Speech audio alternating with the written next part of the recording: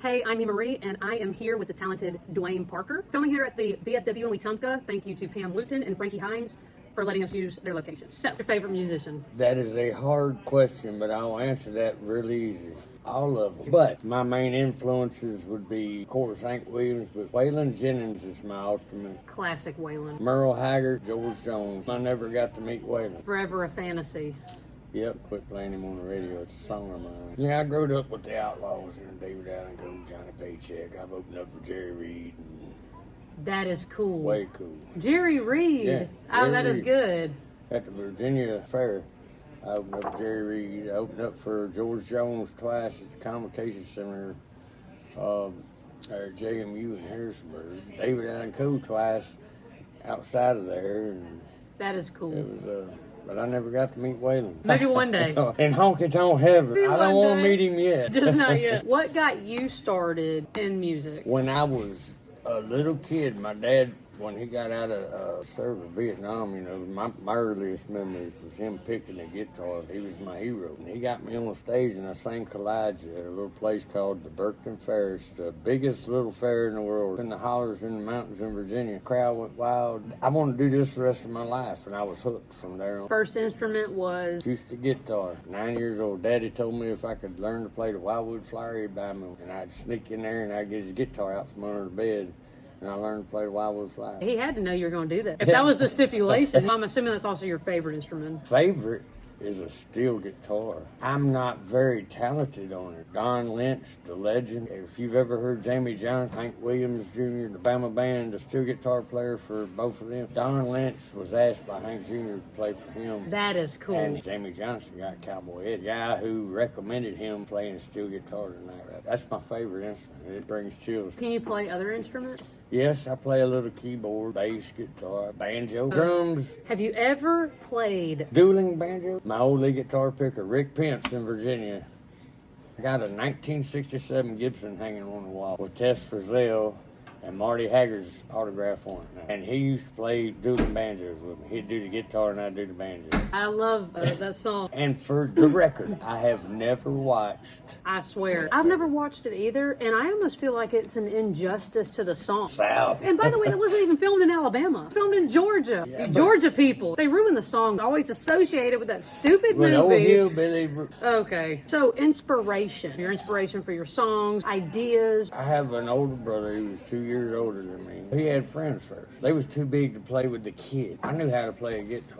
And your brother didn't? No, he can't do nothing musically. I grew up with a BB gun, a fishing pole, and a bicycle. My release was taking my guitar, go out to the woods, to the pond, wherever, and I'd play. I'd write songs to let my feelings out, tell how I felt. Now, being an adult, sort of take stories that have meaning to me, that touch my life, that touch other people's lives, that make you happy, make you smile, make you feel the hurt, whatever it takes. And I use it for that. Music to me is an expression. I told Don Sawyer I love to death. I paint with sound, he paints with a brush. You hear my songs, they all have a meaning. I got a story behind all of them. Not my experience because I'm not a musician. I've That's- always heard a lot of these people who sing other people's songs. The songwriter might have had this emotional feel to the song. Then when they're giving it to somebody else to sing, sometimes the musician can't convey the same message. Right. You've ever had trouble with that or? Here's the deal. The reason I write and play, Hank did it, Merle Haggard did it, Waylon did it, and that's what I thought you had to do. I ended up writing and singing my song.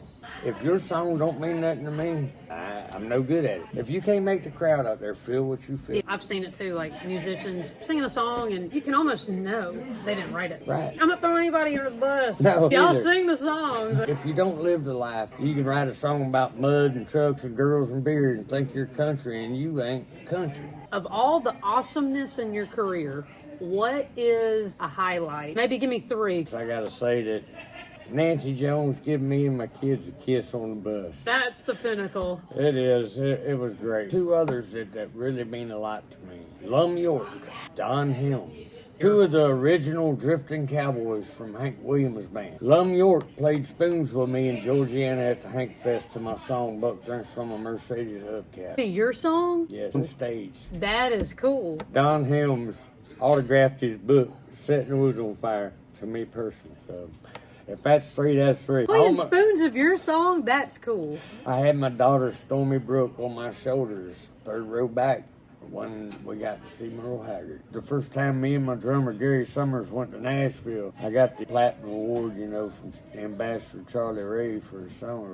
What song? The Tattered Guitar Case, about a guy coming up whose boy was in Vietnam, and his mom had bought the guitar for her because he always wanted to play a guitar. And when they got him one for his return home from Vietnam, a couple of days before he was supposed to come home, they got the call. So he brought it up to the stage. Hey, bud, I'm going to leave this here for you. And I kind of, I finished my song or whatever and took a break, and I went over there and looked. It was just old ragged up case. Looked at it, and the guitar was brand new. This is crazy. Yeah. So I grabbed it, and I went out to find the old guy, and I talked with him. And he told me the story. And he had shined it every day. Yeah. His old lady had finally died, and the memory was just too much for him. He couldn't handle it no more. And he said, hey, I want you to have it. Anyway, I wrote a song about it. I got the Platinum Award. Emerald Records from New York had come down and did interviews with me on that. It was just a big thing. And I never released that album until a couple months ago. My dad, my hero, he had died the night I was going on the Grand Ole Opry as a guest of John Conley. Found out 15 minutes before I went on stage, the manager would let me play, so I just kind of said the heck with it all. And had my show boots sewed into a hat. I wear it all the time. There's a lot of soul in it. Highs and lows. That is tough. He's the hero. He's why I did it all. Last words my dad said to me was, son, call me before you go on stage.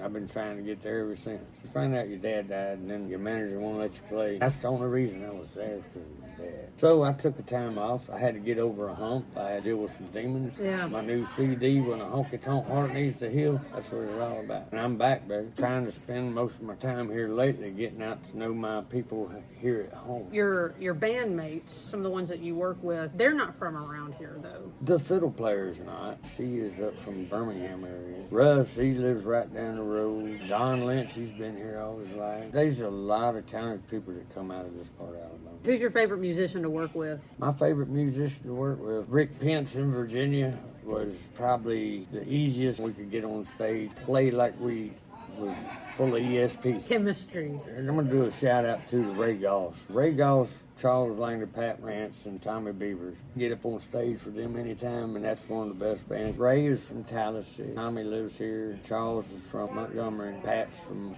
somewhere. Favorite song? Because you love them all. I do. I love them all. They're like my babies. Piece of you in each one. Which piece of you do you like the most? Making a living, fighting the blues. It's about working out of town. I was coming back from Texas, and I had been away for 2 months. I was ready to see my old lady and my dog. Them made plans, steak dinner to work, cool date night. 15 miles outside of Mobile, Alabama. Boss says, hey, I need you to do a layover in Mobile. I said, no. 2 months away from home, I done made plans. He said, man, I got to, you got to. He said, well, you're the only person qualified to raise med gas in the area, and the hospital has an emergency. Start throwing words like hospital has an emergency. So I had 2 cheeseburgers from McDonald's, and it was raining, and I pulled over on the side of the road, and it just come to me, I'm making a living fighting the blues. Got out my Sharpie and this napkin, bawling like a baby. So I get to the motel and pull it out to work with it on my guitar. I had a big old napkin, black blot spot on it. Yeah. I did it, and that was on my album. Probably my most heartfelt song. What point did you have to tell wifey? While I was crying, writing on that napkin. I was wondering if you were going to finish the entire song, let her stay up and wait because you were too scared to make that phone call? It was rough. Anything you want anybody else to know about you? Just basically, I'm country boy. You look at my bio, D. Parker, simdiff.com. The album that I released for is called Bottle of Survival. You can find that on Spotify, Pandora, Apple, iTunes. You was talking about songs. Do you feel them? So I can do you any Hank Jr., any Waylon. I feel it. I know where they come from. I lived it. I walked it. I've been there. But Bob Della Posta, my producer for my Bottle of Survival CD out of Nashville, said, will you do some of his songs? I don't want to. It's my record. Yeah. He says, you never know. So I listened to his stuff that I just fell in love with. And it's called Another Lonely Day, and No One Loves Here Anymore. And they're on my Bottle of Survival CD. Got more hits than any of them. Is Another Lonely Day, Mr. Bob Della Posta. I went to Nashville for my birthday. My buddy Corey, Bob Della Posta, had lunch with me at O'Charlie's. And shout out to that man. things happen that's crazy, just like me going on the opera and my daddy dying. I mean, it's just weird happenings. It is signing with Mercury. They found out I was in the middle of a divorce, wouldn't let me sign. I mean, right as the pen was in my hand, let's take a smoke break. My dreams all got shattered. I've made up my mind, no matter what, I ain't stopping. I'm gonna ride it till I die. The goal is one day I want to get on the opera one more time, do my dad's song. You have so many accomplishments. You and some of these people that you mentioned, y'all, you know, you're here. Dude tromping through the creek. I know a lot of people just don't believe me. I mean, I've got pictures. There's favorite pictures is one right here. Screensaver. Me and little Jimmy Dickens do shows, WS, and this is 20 years ago. That is a. Can y'all see that? The top bar at Tootsie's Orchid Lounge.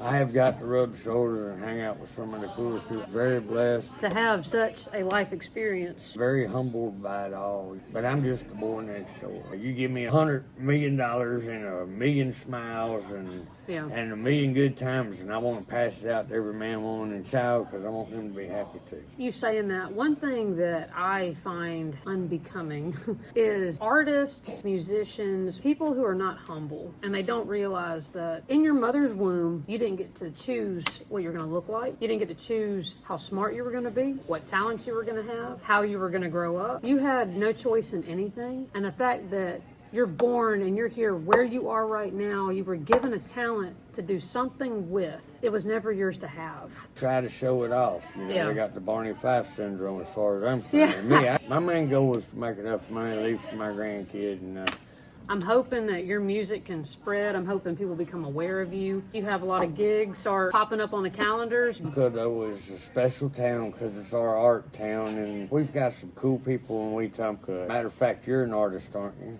Yeah, I am. I'm doing the interview. You don't interview me. Don Sawyer, dear friend of mine. I love him to death, and why he loves me, I don't know.